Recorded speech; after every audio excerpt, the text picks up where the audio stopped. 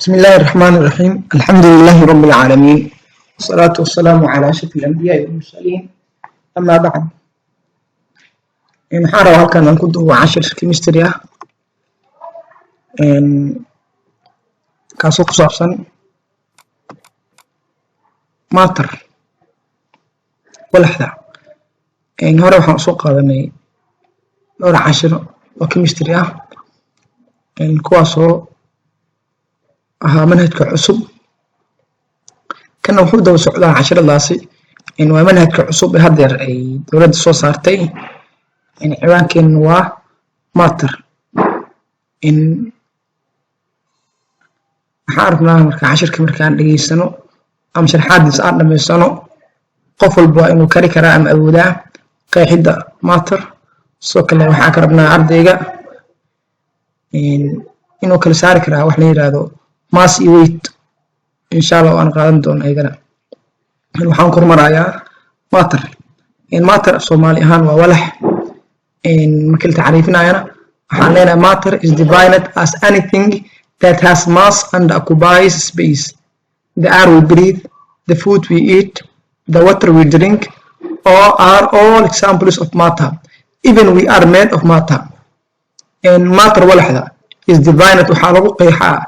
as anything wax walba that has mass kaasoo culays leh and occupies buuxinaya space meel banaan. The air we breathe hawada aan neefsanayno,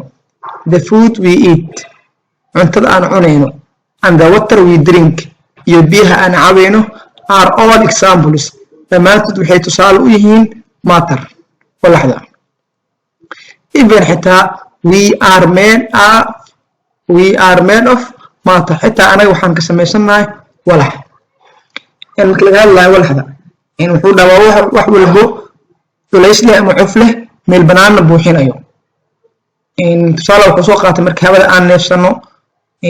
meel banaan way buuxisaa, cuntada aan cunayno meel banaan way buuxisaa oo haddana waxay leedahay cuf, sidoo kale biyaha aan cabayno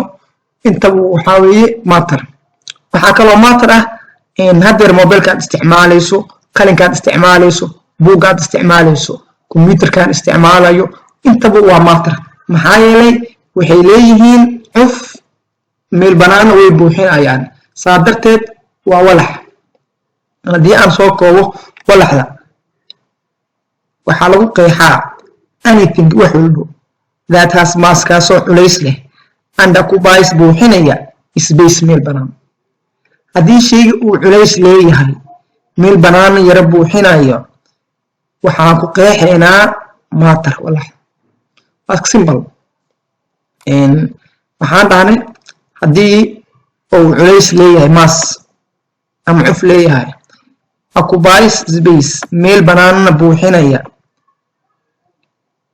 defined waxaan ku qeexaynaa shaygaasi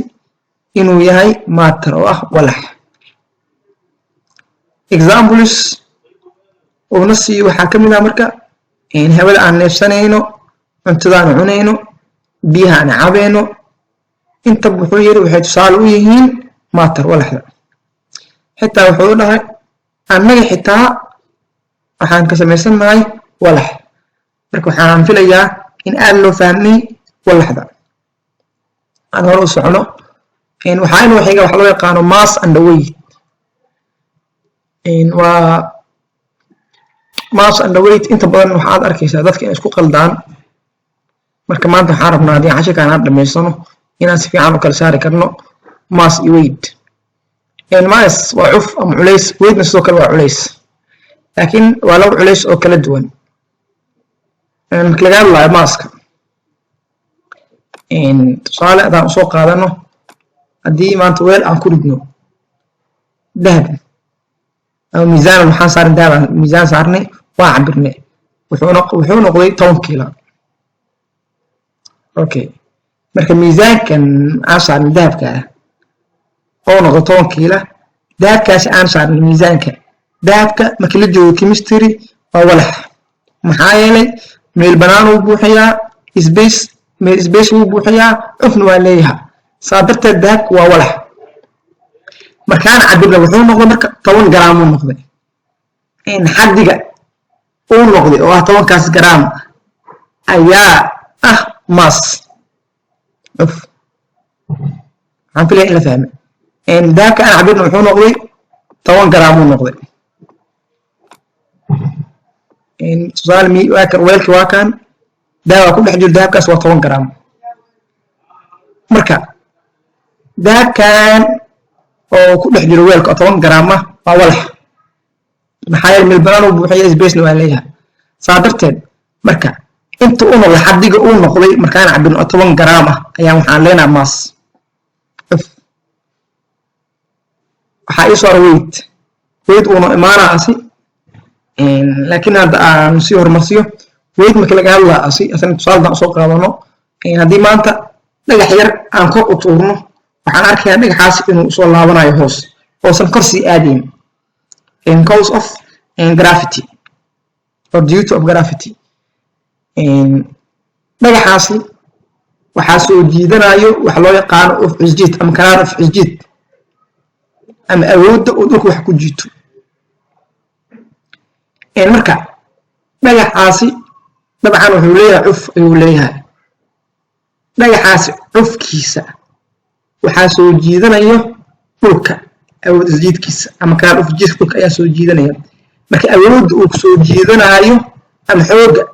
uu soo jiidanayo ayaa waxaa loo yaqaanaa weight culays aan hor u socono ego taxriif waanu imaanayaan ego jadwalna insha allah oo aan kala saarayn labadoodii waan arki doonaa mass is a measure of the amount of matter in an object mass cufka is a measure waa cabirka of the amount xaddiga of matter walaxdaasoo ku dhex jirto in an object weel ama shay mass markii laga hadlayo waa xaddiga walax ku dhex jirto weel ama shay waa taada aan ka hadlayno waay dahabka tusaale dahabka of the amount xaddiga of matter ee walaxdaasoo ku dhex jirto an object shay ama weel ku dhex jirto aan hor u socono mass cufka is usually badnaa measured waxaa lagu cabiraa in gram halbeega loo yaqaano gram ayaa lagu cabiraa mass wax cuf markii la cabiraayo waxaan ku cabireynaa gram ama kilogram hadda waa arrin dahabka markii la cabiraayo waxaa lagu cabiraa kilogram ayaa lagu cabiraa hadduu sii batana uu 900 kor usii dhaafana wuxuu noqonayaa 1 kilogram yaasaan ognahay halkii kilogram waxa weeye 1000 gram hadduu 1000 gram gaaro wuxuu isku bedelayaa 1 kilogram marka wax walba culaysda hadda markaan cabirayno bariiska iyo sokorta waa aragna waxaan ku cabirnaa gram maxaan leenahay 500 gram sokor isii keen ama 2 kilogram sokor keen marka wax cuf markii la cabiraayo waxaa lagu cabiraa gram hadduu aad usii batana wuxuu noqonayaa kilogram and notice waxaan loo qaadanayaa maaska m ayaa loo soo gaabayaa markaan ka hadlaya mass wuxuu tusaale waxaan rabaa inaan dhaho maaska wuxuu la mid yahay 10 gram marka mass dhan ma qorayo waxaan qoraa kaliya m waxay la mid tahay 10 gram aan dhaha marka waxaan mar walba u qaataa maaska m ayaan usoo qaadanaa marka aan hor u socno mass cufka is measures wuxuu cabiraa the quantity of matter xaddiga walaxda regardless asoo loo eegayn both labadaba implication walaxdaas meesha i taalo lama eegayo and gravitational force iyo karaar of jiidkana shuqul kuma lahan marka labadan marka waxaa shuqul ku leh una imaanaa weydka ayaa shuqul ku leh marka mask wax shuqul ah ma ku lahan an object of mass walax cufkeedi is constant mar walba waa taabit way sugan tahay isma bedelayso in all circumstances dhammaan xaaladaha kala duwan haddii maanta 10 gram dahab aan ku cabin anagoo dhulka joogno oo noqdo dahabkaan cabin 10 gram uu noqdo dhulkaan joognay haddaan baxno aan aadna xagga iyo dayaxaan aadna dayax anagoo saarno nadane dahabkii cabirnay isma bedelaya marka waa constant wuxuu ahaanayaa 10 gram an object of mass walax cufkeedii is constant waxa weeye mid sugan in all circumstances xaaladaha dhammaan aan hor u socono weight kimo weight is the measure of the amount of force acting on a mass due to gravity adayta ayaan ka hadalna weightka is the measure waa cabirka of the amount xadiga of force ee awoodda acting on a mass awooddaasoo leeyahay cufka due to waxaa sababa marka gravity ayaa sababa gravity jidka ayaa sababa waa awoodda walaxda kor loo tuuro tusaale waxaa kor walax ayaa kor loo tuuraan nidhi walaxdaasi marka kor loo tuuro waxay usoo laabanaysaa hoos waxaana sababa gravity ayaa sababa gravity jidka ayaa sababa marka walaxdaasi xoogay kusoo laabanayso iyo xooga kan uu kusoo jiidanayo ayaa waxaa la marka weight asana waa culays le waa Soomaali ahaan is the measure waa cabirka of the amount xadiga of force acting on a mass awood ama xooga uu leeyahay qofka xoogaas uu kusoo laabanayo dhulka ama waxaan kaloo dhihi karnaa awoodda uu kusoo jiidanayo walaxdaasi markuu soo laabanayo uu soo laabanayo due waxaa sababaya marka wax loo yaqaano gravity ayaa sababaya weight ka usually badnaa denoted waxaa loo qaadanaa si w sida data aan u nidhi mass kan waxaa loo qaadanaa m weight kan waxaa loo soo gaabiyaa asni w ayaa loo soo gaabiyaa haddii tusaale mass ka aan dhahnay halkii shay masskiis wuxuu noqday tusaale 10 gram uu noqday weeyaan cabirnay asna wuxuu noqonaa w ayaan u qaadanaa waxaan leenahay 100 gram may afan weight waxaa lagu cabiraa newton waxaan leenahay 100 newton marka weight asaaba ka sheegay weight usually badnaa denoted waxaa loo qaadanaa w and it is measured waxaa lagu cabiraa halbeeg u ah newton ayaa halbeeg u ah masska waxaa halbeeg u ah gram iyo kilogram weight kan waxaa halbeeg u ah newton